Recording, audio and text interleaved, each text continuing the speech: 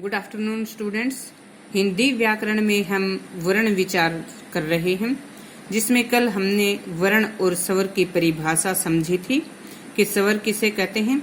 जिन वर्णों का उच्चारण स्वतंत्र रूप से किया जाता है या जिन वर्णों के उच्चारण में मुख से निकलने वाली ध्वनि बिना किसी बाधा के स्वतंत्र रूप से मुख से बाहर निकलती है, उन्हें स्वर कहते हैं।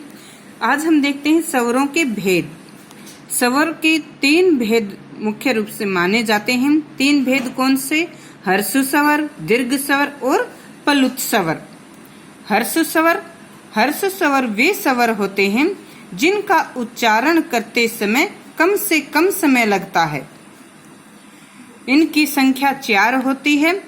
ए, छोटी ई, छोटा उ, री। दीर्घ स्वर वे स्वर जिनका उच्चारण करते समय हर्ष स्वर से दुगना समय लगता है। दीर्घ स्वर का उच्चारण करते समय हर्ष स्वर से दुगना समय लगता है। इनकी संख्या 7 होती है। 7 इनकी संख्या होती है। आ, बड़ी, बड़ाऊ, ए, ऐ, ओ, औ।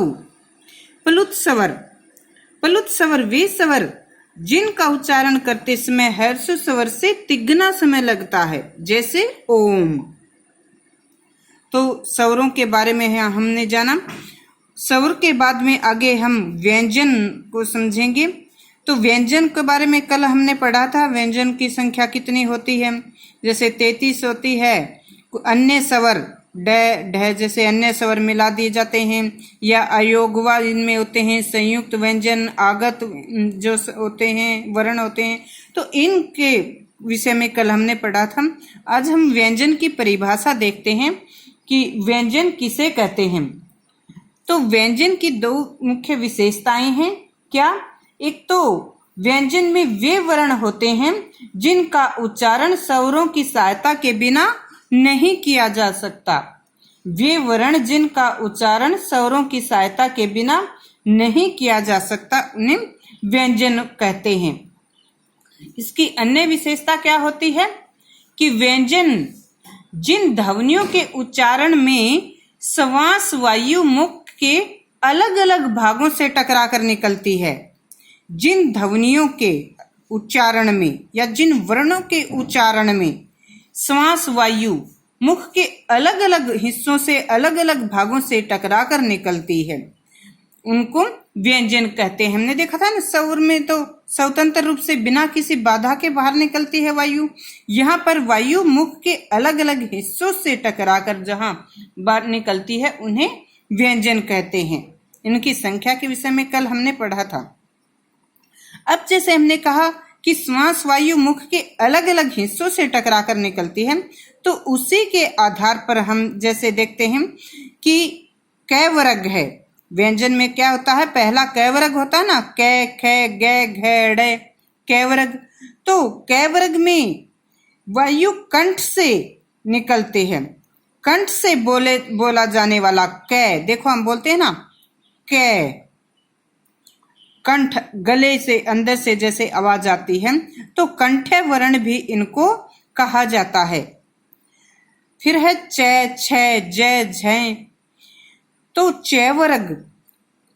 वर्ग में जो ये वर्ण आते हैं, इनका उच्चारण तालु से होता है। कंठ इससे आगे जैसे तालुआ, हम देखते हैं ना गले में जैसे अंदर ये गड्ढा सा होता है, तो तालु से जिन वर्णों का उच्चारण किया जाता है, उन्हें तालव्य वर्ण भी कहा जाता है। आगे जैसे ट वर्ग, अलग अलग हिस्सों से स्पर्श कर रही है जीभ। कै वर्ग में कंठ से, च वर्ग तालवे से, और ट मूर्ध्य मतलब तालवे से आगे जब हम देखते हैं मूर्ध्य में ट वर्ग, ट हम देखते हैं दांतों के अंदर जो ऊपर वहां से हमारी जीभ टकराती है, ट, ठ, ड, ढ, तो इसे मूर्धन्य वर्ग कहते हैं। आगे तय वर्ग में दंत्य वर्ण होते हैं। त, थ, यहाँ हमारी जीभ जैसे दांतों से टकराती है, त, थ, द, ध, इसे दंत्य वर्ण कहते हैं। पै वर्ग होता है। पै वर्ग में प, फ, हम देखते हैं सीधा होठों से इनका संबंध होता है, ओष्ठ्य वर्ण कहते हैं, प, फ, ब, भ। तो जिन वर्णों के उच्चारण में श्वास वायु मुख के अलग अलग भागों से टकराती है, क वर्ग में कंठ से, च वर्ग में तालवे से जैसे लगती है, ट में मूर्धन से, और त वर्ग दांतों से, प होठों से, तो अलग अलग हिस्सों से जो टकराती है इनको व्यंजन कहा जाता है। और क कंठे जो क वर्ग कंठे वर्ण आते हैं इसमें, और च वर्ग में जो वर्ण आते हैं उनको तालव्य वर्ण कहा जाता है। इसी प्रकार से ट वर्ग में आने वाले जो वर्ण होते हैं उनको मूर्धन्य वर्ग कहा जाता है। त जो वर्ग होता है उन्हें दंत्य और प में ओष्ठ्य वर्ण आते हैं। इसके अलावा हम जैसे देखते हैं क वर्ग में जो क के क ख ग घ अड़ जो क का आखिरी अंतिम जो वर्ण होता है, और च वर्ग में च छ ज झ ये जो च का अंतिम जो वर्ण होता है च वर्ग का, या फिर ट वर्ग का अंतिम वर्ण होता है। इसी प्रकार से प फ ब भ म त थ द ध न, तो जो इनके अंतिम वर्ण होते हैं, सभी वर्गों के अंतिम वर्ण होते हैं, ड ये न म अण, तो इन सब को उच्चारण किससे होता है? नासिका से न। तो ये जो 5 वर्ण होते हैं पंचम व्यंजन जिनको कहा जाता है, इनका उच्चारण नासिका से होता है, नासिक के वर्ण इनको कहा जाता है। ड ये अणे न में 5 हैं, नाक से इनका उच्चारण होने के कारण नासिक के वर्ण कहा जाता है। अब एक स्वर हैं ओ औ, ओ औ। देखो उच्चारण करते समय कंठ और होठों की भी जैसे गोल ऐसे आकृति बनती है ओ औ, तो इनमें कंठ के साथ साथ होठों की भी जैसे सहायता होती है, तो इन्हें कंठोष्ठ्य वर्ण कहा जाता है। ए ऐ कंठ और तालु से इसका संबंध होता है, कंठ और तालु से इनका उच्चारण कंठ और तालु से होता है ए ऐ।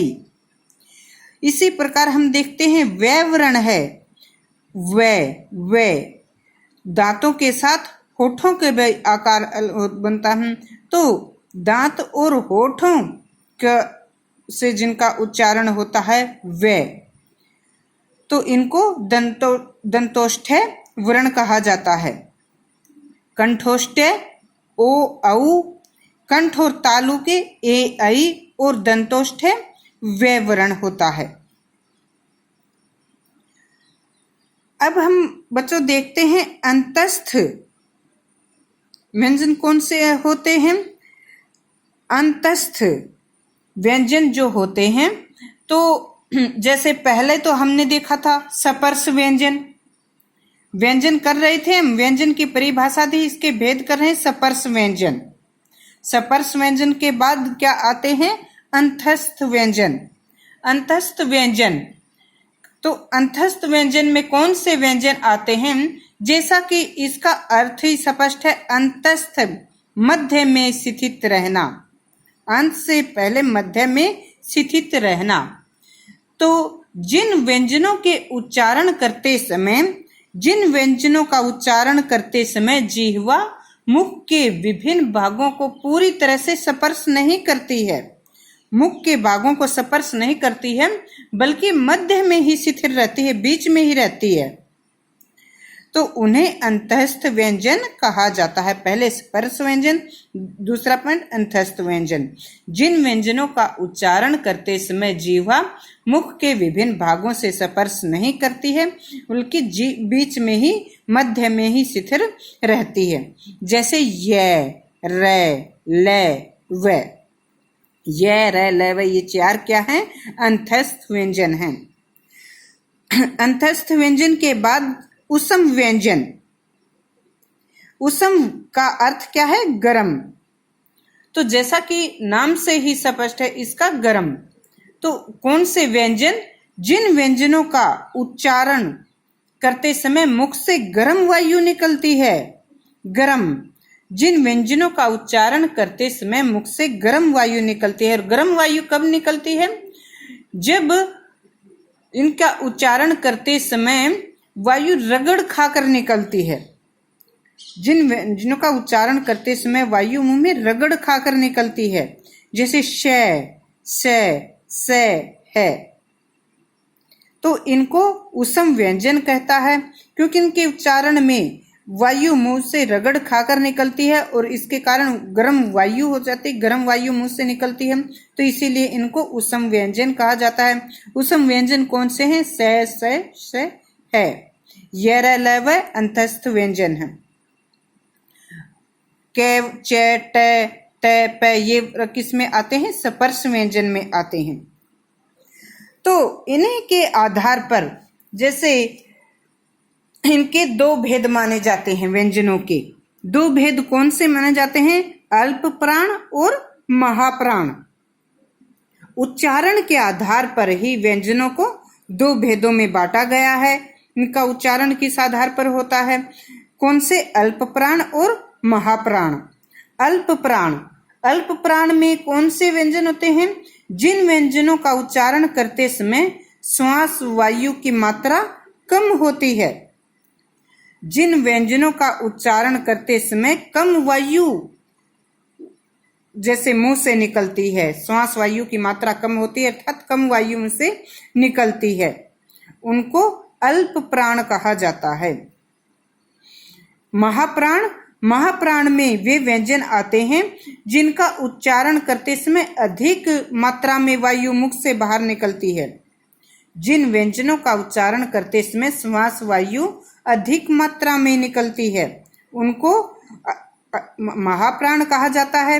और जिन व्यंजनों का उच्चारण करते समय श्वास वायु कम निकलती है उनको अल्प प्राण, अधिक निकलती है महाप्राण। तो देखो यहाँ पर मैंने ये क, ख, ग, घ, ड़, च, छ, ज, झ, ट, ठ, ड, किम, तो इनमें सभी जो ये वर्ग हैं इनमें पहला सभी का जो पहले अक्षर होते हैं, सभी के पहले वर्ण जैसे क, च, ट, त, प, पहला, दूसरा छोड़कर तीसरा, जैसे ये 5 वर्ण है ना, 1, 2, 3, 4, 5 हैं। तो अल्प प्राण में कौन से होते हैं? सभी जो ये वर्ग हैं इनके पहले वर्ण, एक तो पहले क, च, ट, त, प, फिर तीसरे ग, ज, ड, द, व, फिर चौथा छोड़कर 5वां अड़े, ये, अणे, ने, में।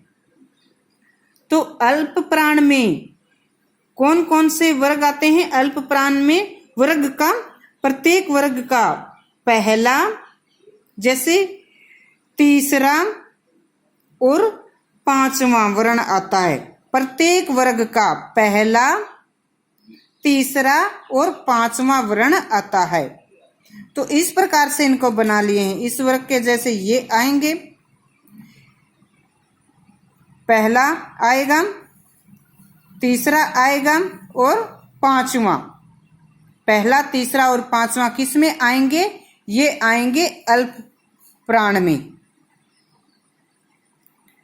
महाप्राण, महाप्राण में प्रत्येक वर्ग का दूसरा, महाप्राण में कौन सा होगा? महाप्राण में दूसरा और चौथा।